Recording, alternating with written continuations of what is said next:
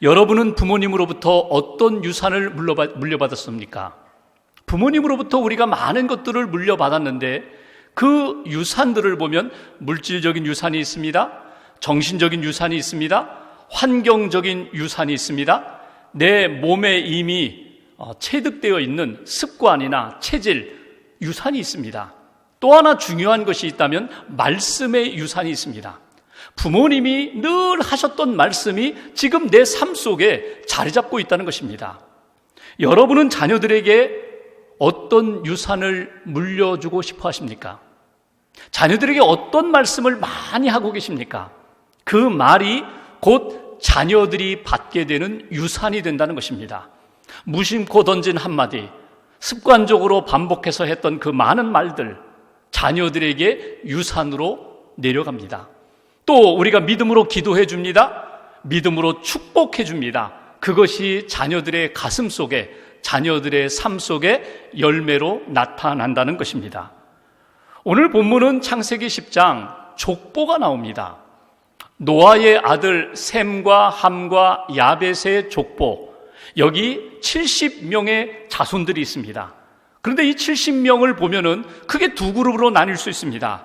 세상이 주목하는 인생과 하나님이 주목하시는 인생이 있습니다. 세상 사람들이 부러워하는 인생이 있는가 하면 하나님이 기뻐하시는 인생이 있습니다. 이 70명의 족보를 바라보면서 하나님이 오늘 우리에게 주시는 메시지가 무엇일까? 이 족보 속에 나타난 하나님의 교훈, 우리가 어떤 가정이 되어야 되는가? 어떤 가문을 이루어야 되는가? 먼저 나 자신이 하나님 앞에서 어떤 신앙인이 되어야 하는가? 말씀을 통해서 나와 우리 가정, 우리 가문이 하나님이 기뻐하시는 믿음의 가문으로 세워질 수 있도록 하나님의 음성을 새길 수 있는 저와 여러분 되시기를 주님의 이름으로 기원합니다. 먼저 본문 10장 1절 말씀을 보겠습니다. 1절 한 절을 같이 봉독합니다.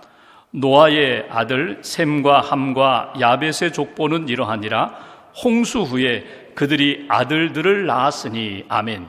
여기 보시면 10장 전체의 서론과 같은 말씀이 1절입니다. 이제 노아가 그의 아들들 셈, 함, 야벳이 또 자녀를 낳아서 각각의 가정, 가문을 이루었다는 것입니다. 그런데 주목되는 것은 주어가 달라졌습니다. 지금까지는 노아가 주어였습니다. 그런데 노아의 아들들 셈, 함, 야벳이 주어로 등장하는 것을 보게 됩니다. 지금까지는 아버지 노아의 아들로만 불렸는데 이제는 자녀를 낳으면서 누구의 아버지로 불리는 새로운 시대가 열렸다는 것, 그것이 오늘 본문 1절을 통해서 우리가 발견하는 것입니다. 오늘 말씀을 통하여 우리에게 주시는 첫 번째 메시지가 있습니다. 여러분, 종속적 신앙이나 의존하는 신앙이 아니라 여러분 한 사람 한 사람이 하나님 앞에서 자립하는 신앙으로 세워져야 한다. 자립하는 신앙으로 하나님 앞에 서라. 이것이 오늘 우리에게 주시는 첫 번째 메시지입니다. 지금까지는 아버지의 아들로 아버지 노아가 말씀을 듣고 하나님 앞에 예배드리고 하나님께 순종하고 하나님의 길을 걸어가면서 따라오라고, 나를 닮으라고, 나와 함께 하라고 그 말씀을 따라갔는데 이제는 그의 아들들이 각자가 이제는 주인이 되어서 하나님 앞에서 이제는 독립적으로, 이제는 자립하는 신앙인으로 서야 할 때가 되었다. 아니, 그렇게 서야 한다고 그렇게 가르쳐주는 것을 우리가 읽을 수 있습니다. 여러분, 지금까지 살아오면서 우리는 부모님의 영향을 받았습니다. 선생님의 영향도 받았습니다. 친구들, 나를 도와준 많은 분들의 영향을 받았습니다. 신앙적으로 이야기하면 먼저 믿으신 우리 부모님의 신앙을 유산으로 받았습니다. 나에게 복음을 전해준 그분, 나를 가르쳐 주신 그 선생님의 영향을 받았습니다. 나에게 말씀으로 양육해 주신 양육 지도자 그분의 영향을 받았습니다. 그런데 우리가 이제는 독립적으로, 이제는 내가 하나님을 찾아가고 하나님을 만나고 내가 성경을 읽고 내가 기도하고 하나님의 은혜를 받는 자립하는 신앙인으로, 독립적인 신앙으로 이제는 서야 할 때가 되었다. 아니, 그렇게 서야 한다고 우리에게 가르쳐 주십니다. 인생을 보면 그래요. 태어나면은 우리는 누구의 아들로 불리게 됩니다. 누구의 손자로 불리게 됩니다. 누구의 딸로, 누구의 손녀로 불리게 됩니다. 그러다가 성장하면은요, 자기 이름으로 불리면서 살아가요. 그리고 그가 이 땅에서 정말 성숙된 사람이 된다면, 영향력 있는 사람이 된다면, 이제는 누구의 아들이 아니라 나의 아버지로, 그분의 부모로 우리 부모님께 영광을 돌리게 됩니다. 이것이 아름다운 모습이에요. 아들, 딸이 성장했는데, 장성했는데, 나이는 들어갔는데 여전히 누구의 아들로만 불린다면 부모님의 마음이 아파요. 하나님이 우리를 바라보실 때 여전히 미숙한 신앙인으로만, 의존하는 신앙인으로만 그렇게 살아간다면 하나님이 기뻐하지 않으세요. 이제는 당당하게 하나님 앞에서 하나님의 말씀을 듣고 내가 은혜 받고, 내가 깨닫고, 내가 결단하고, 내가 순종하고, 내가 헌신하면서 하나님의 뜻을 이루는 믿음의 인생이 되어라. 이것이 오늘 우리에게 주시는 메시지예요. 여러분 스스로를 돌아보십시오.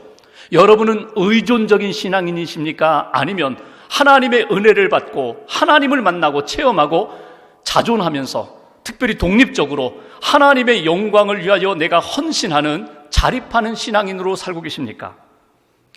캥거루족처럼 그냥 엄마 뱃속에서, 엄마 품에서, 엄마 의존하면서 그렇게 살아가는 인생, 가슴 아픈 인생이거든요. 이제는 나오셔야 돼요.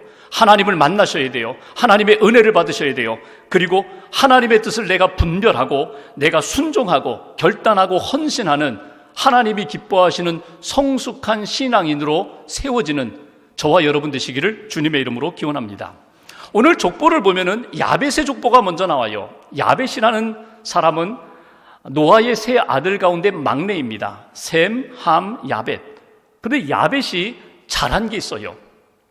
그동안은 아버지를 따라서, 형들을 따라서 그냥 움직여 왔는데, 우리가 지난주에 보았던 창세기 9장에 보면은 아버지가 포도주를 마시고 취하여서 실수를 합니다. 부끄러운 상태가 되었습니다. 그때 형 함이 어떻게 합니까? 들어가서 떠벌리고 다녀요. 우리 아버지 이렇게 벌거벗으셨다고. 그런데 야벳이 함의 그 길을 따라가지 않아요. 함의 걸음을 걷지 않아요. 누구의 걸음을 걸어요? 셈을 따라가요. 큰형 셈을 따라서 오히려 옷을 가져다가 아버지의 부끄러움을 덮어줍니다. 나중에 아버지가 깨어난 다음에 셈과 야벳에게 복을 내립니다. 여기서 한번 야벳을 생각해 보죠. 이제는 야벳이요, 스스로 깨닫고, 스스로 결정하고, 스스로 분별력을 가지고 그 인생을 하나님 앞에서 살아가요. 이것이 복된 인생이라는 것입니다. 의존하는 인생이 아니라 지금 이 상황 가운데 하나님의 뜻이 무엇일까? 내가 어떻게 하는 것이 부모님이 기뻐하시는 일일까? 내게 주신 사명을 내가 감당해야 되는데 무엇을 붙잡고 살아야 될까? 하나님 앞에서 독립적으로 하나님 앞에서 자립하는 신앙인으로 설 수 있는 그런 모습.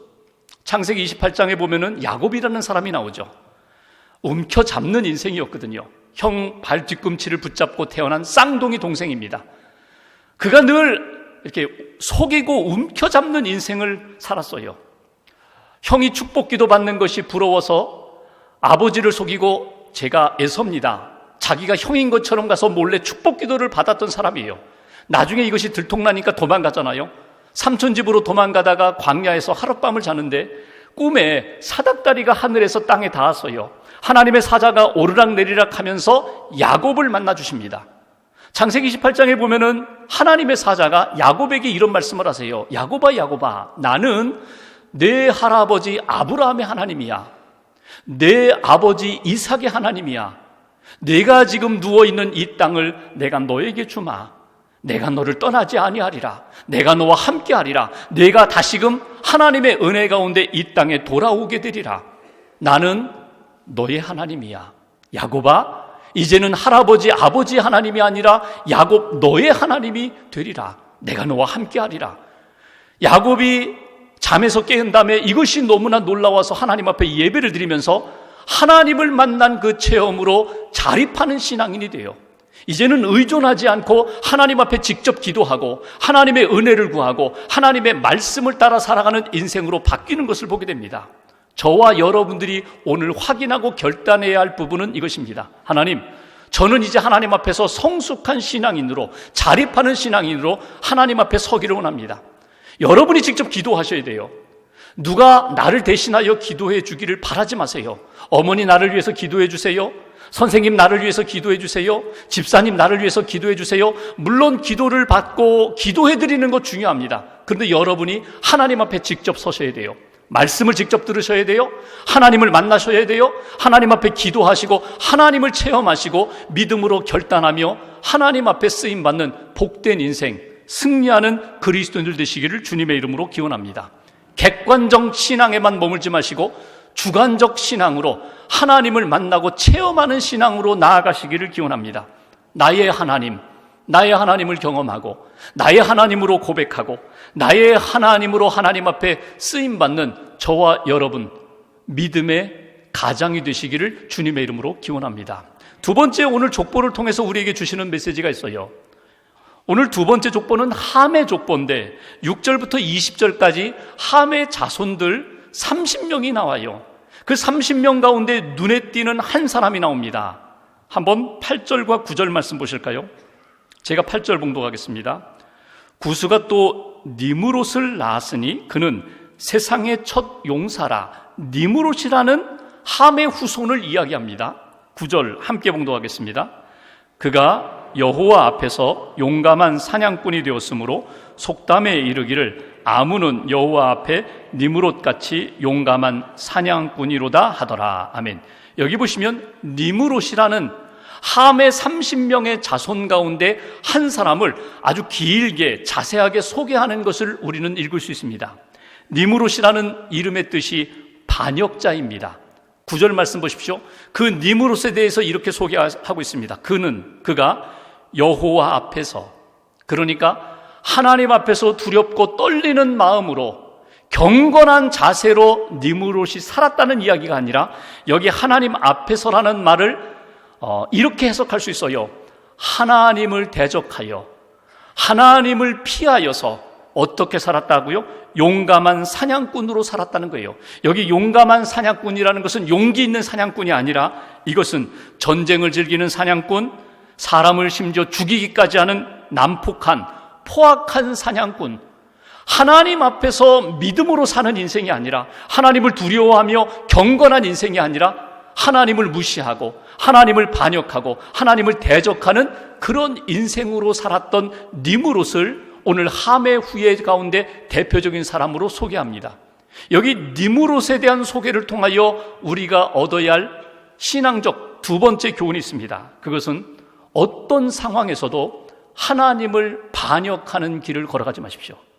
하나님께 대결하지 마십시오. 하나님을 반역하는 인생, 하나님이 결코 원하지 않는 인생이라는 것, 하나님을 반역하면서 내 인생, 내 나라, 내 영광 결코 만들 수 없다는 것을 오늘 본문을 통해서 우리는 깨닫게 됩니다. 하나님 앞에서 사는 인생이 뭐예요? 코람세우라고 하죠. 두려운 인생, 경건한 인생, 떨림이 있어요.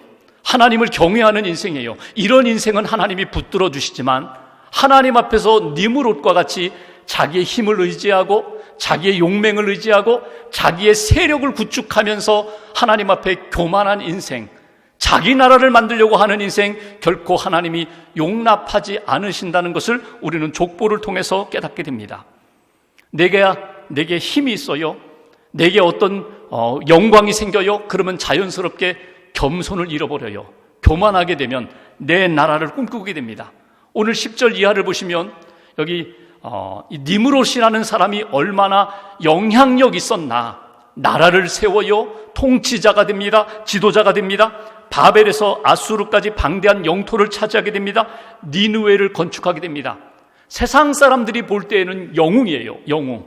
위대한 사람입니다. 대단한 사람이에요. 근데 하나님이 보실 때에는요, 무의미한 인생이에요. 가치 없는 인생이에요. 하나님을 대항하면서 하나님이 기뻐하시는 역사를 만들지 못하는 그런 인생. 니므롯의 인생, 니므롯의 문화, 니므롯의 나라라는 것. 여러분, 이것이 우리와 결코 멀리 떨어져 있지 않아요. 왜 성경에서는 이렇게 니므롯에 대하여 자세하게 이야기하는가? 반드시 하나님 앞에 믿음으로 선택함을 받고 구원함 받은 인생이 있고 하나님을 대적하는 인생들이 있는데 승승장구하고 있어요. 잘 되고 있어요. 성공하고 있어요. 저들은 왜 하나님을 대적하면서도 저렇게 잘 되는가? 근데 여러분, 그들과의 관계 속에서 갈등도 있고 긴장도 있고 대결도 있어요. 그 속에 우리가 서 있어요. 어떻게? 하나님께서 그들을 어떻게 하시는가 주목해보라. 하나님을 경외하고 하나님이 기뻐하시는 믿음의 인생, 믿음의 가문을 세우는 그런 가정과 하나님을 멸시하고 하나님과 대결하는 그 인생과 가정에 대하여 하나님은 어떻게 하시는가? 나중에 바벨론 국가의 왕들의 이름을 보면은 마르둑이라든가 무로닥이라는 그런 단어를 많이 넣습니다. 우리 성경에도 에윌 무로닥 열왕기하에 나오죠. 이 무로닥, 마르닥이라는 이 표현은요, 니므롯에서 왔어요. 다시 말하면 힘이에요, 힘. 자기의 힘을 의지하고 자기가 마치 태양신인 것처럼 자기 중심으로 살아가는 그런 인생. 자기가 신이 되고 싶다는 거예요. 자기가 왕으로서 자기가 모든 것을 쥐고 싶다는 것. 그것이 고대 바벨론 왕들만의 욕망이겠습니까? 아니에요. 우리 안에도 그런 욕망이 스며들 때가 많아요. 꿈틀거릴 때가 많아요. 내가 왕이 되고 싶어요. 내가 하나님 없이도 살 수 있는 그런 힘 있는 자가 되고 싶어요. 그런 욕망이 꿈틀꿈틀거릴 때에 오늘 성경은 이렇게 말씀합니다. 니므롯의 결과를 잊어버리지 말아라. 니므롯의 결과가 무엇입니까? 니므롯 문화의 결과가 무엇입니까? 니므롯이 우리가 읽은 10절에 보면은요, 바벨에서 그의 영역을 넓히기 시작합니다. 바벨, 다음 주에 보겠지만 바벨탑을 세워서 하나님과 대결하려고 했던 그 나라, 그 문화, 그 영향력에 대해서 하나님이 다 흩어버리시는 것을 너희들이 놓치지 말아라. 여러분 자신과 여러분 자녀들을 돌아보면서 혹이라도 내가 함의 자손 그 니므롯처럼 내가 모든 것들을 이루고 영웅처럼 살고자 하는 그런 마음은 없는가? 여러분 내려놓으셔야 돼요. 꺾으셔야 돼요. 우리 안에 니므롯과 같은 욕망과 꿈이 꿈틀거릴 때 하나님 나를 다시 한번 하나님의 사람으로, 믿음의 사람으로 만들어달라고. 세상에서 영웅이 되고 싶죠. 유명해지고 싶죠. 능력 있는 사람이 되고 싶죠.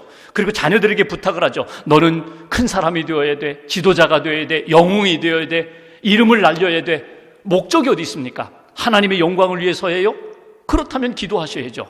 근데 하나님의 영광을 위해서가 아니라 나를 위하여, 너 자식을 위하여, 세상을 위하여 그 꿈을 꾸고 있다면 여러분 내려놓으셔야 돼요. 결국 니므롯의 나라와 문화는 무너질 수밖에 없다. 흩어질 수밖에 없다. 이것이 오늘 성경을 통하여 우리가 깨닫는 부분입니다. 여러분 하나님 앞에서 혹이라도 내 마음 가운데, 내 생각의 방향 가운데 하나님을 반역하고 대적하려는 경향이 있다면 지금 이 순간 끊고 내려놓는 믿음의 결단이 있기를 주님의 이름으로 기원합니다. 그래야 믿음의 가문을 이룰 수 있고 하나님이 기뻐하시는 인생으로 세워질 수 있다는 것입니다. 세 번째 말씀, 21절 말씀 보십시오. 21절 이하는 셈의 족보를 기록하고 있습니다. 21절 함께 봉독합니다. 셈은 에벨 온 자손의 조상이요 야벳의 형이라. 그에게도 자녀가 출생하였으니. 여기에 주목할 것은 셈이 누구의 조상이라고요? 에벨의 조상이라고 그렇게 표현되어 있어요.